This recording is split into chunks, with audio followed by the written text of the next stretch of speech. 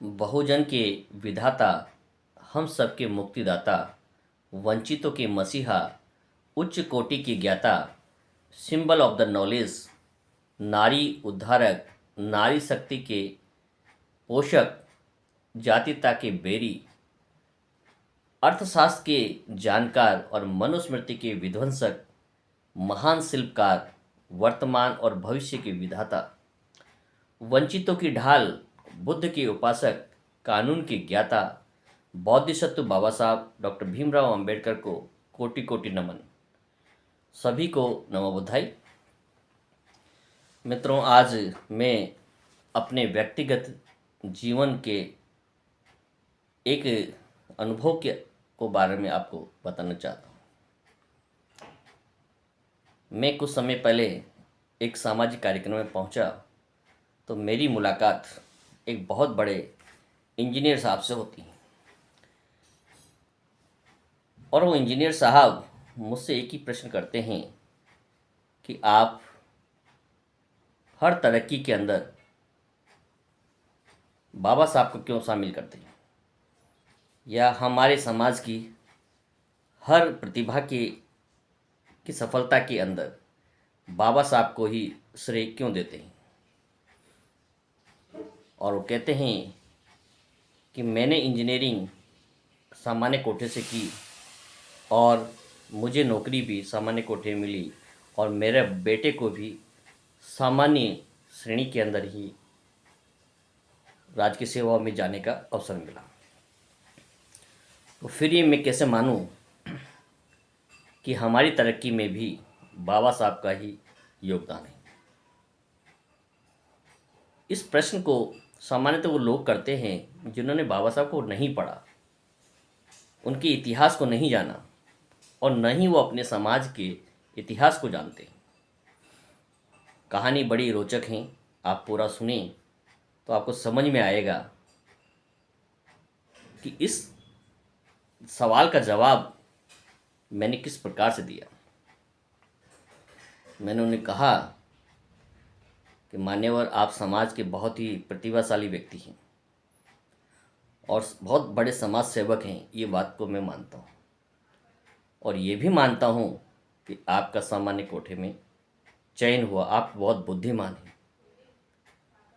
मैंने उससे एक ही प्रश्न किया कि आपकी पीढ़ी में क्या आप ही पहले व्यक्ति थे जिसे सरकारी नौकरी प्राप्त करने का अवसर मिला कि आपसे पहले भी कोई लोगों ने सरकारी सेवाओं में आने का अवसर प्राप्त किया, क्योंकि आपका जन्म 1950 में हुआ जब बाबा साहब का संविधान लागू हो चुका था और उससे पहले भी आपकी कई पीढ़ियां रही होगी। और उन पीढ़ियों में क्या कोई ऐसा व्यक्ति था जो सरकारी सेवा में आ सका, एक अधिकारी बन सका? तो उनका जवाब था कि नहीं, मुझसे पहले मेरे खानदान में या मेरे रिश्तेदारी परिवार में कोई भी ऐसा व्यक्ति नहीं था जिसका जन्म पहले आज़ादी से पहले हुआ हो और उन्होंने कोई सरकारी सेवा प्राप्त की हो।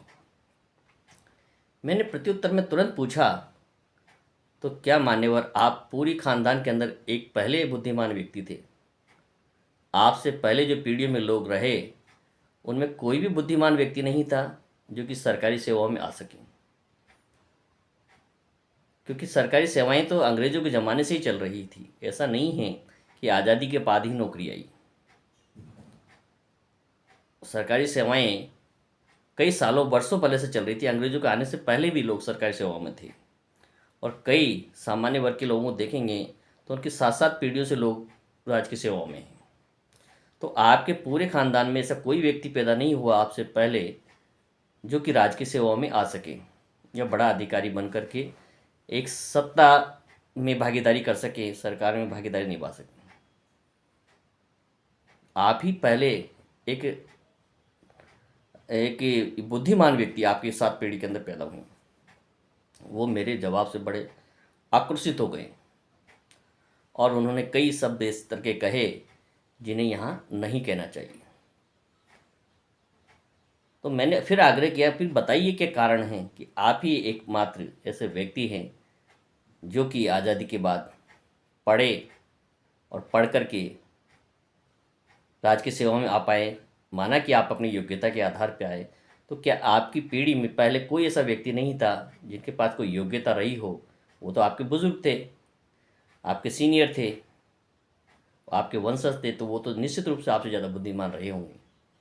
तो उन्हें ये अवसर क्यों नहीं मिला, इसका जवाब दीजिए आप।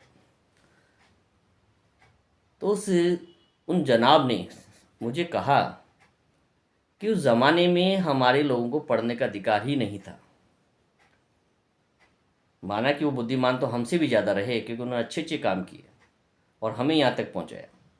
लेकिन उनके ज़माने में जब स्कूल जाने का जो अवसर था, उस दौरान आज़ादी से पहले, संविधान के लागू होने से पहले, हमारे समाज के किसी भी व्यक्ति को पढ़ने का कोई अवसर नहीं दिया गया, कोई अधिकार नहीं दिया गया। तो मैंने उन्हें समझाने का प्रयास किया। यही वो सवाल हैं जो मैं आपसे पूछना चाहता हूँ कि आपको जो पढ़ने का अधिकार दिया वो बाबा साहब ने दिया, नहीं तो उस ज़माने में बाबा साहब के पिता भी फौज में थे, सेना में थे और सूबेदार के पद पे थे।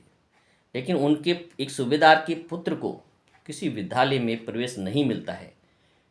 फिर वो क्रिश्चियन विद्यालय में जाकर के अपनी अधिकारियों से रिकमेंडेशन करा करके अपने बच्चे का बड़ी मुश्किल से प्रवेश करा पाते हैं।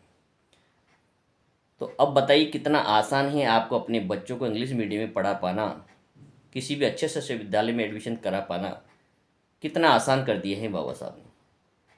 तो ये आपने अपने बच्चों को जो पढ़ने का अवसर दिया है, माना कि वो अपनी योग्यता के बल पर जा रहे हैं, लेकिन ये अवसर किसने दिया है? ये अवसर बाबा साहब के संविधान ने दिया है।